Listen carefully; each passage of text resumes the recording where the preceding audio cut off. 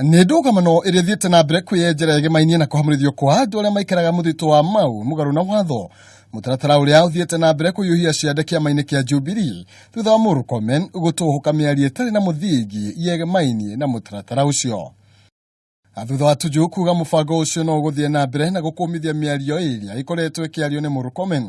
Ũmũthĩ nake Murkomen nĩacokeirie Tuju arĩ na marũrũ kũrĩa anyitĩrĩire mũrũgamo wake wa kũregana na mũtaratara ũcio. When I criticize rogue leaders, rogue officers, you can't tell me that there is perfect people in Jubilee. Then why are we investigating people for corruption? Why are we investigating people for maladministration? Why are we sacking people? We're sacking people because of engaging in corruption. And I've said that those officers who are violating that order of government to settle people must be the ones who must go through disciplinary action. Akĩagira kĩene rĩtana rĩa kũhagũrwo gwake ta mũtongoria wa arĩa aingĩ thĩinĩ wa Senate, Murkomen oigĩte Tuju ndarĩ na mahinyoro mothe ma kũmũkinyũkĩria ikinya rĩa kĩwatho kĩama-inĩ kĩa Jubilee, kũrĩa ningĩ amenereirie ikinya rĩa kũmũkũmithia mbere ya andĩki a mohoro.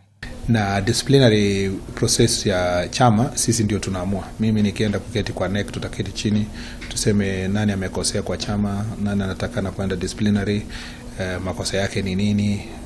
Kama ni kutetea raia tunasema hiyo ni upuzi.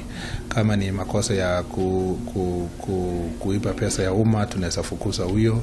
So I think sisi kama NEC nadhani imefika wakati ambapo itakuwa vizuri tukutane ndio tuweze kulainisha vitu vingi katika chama.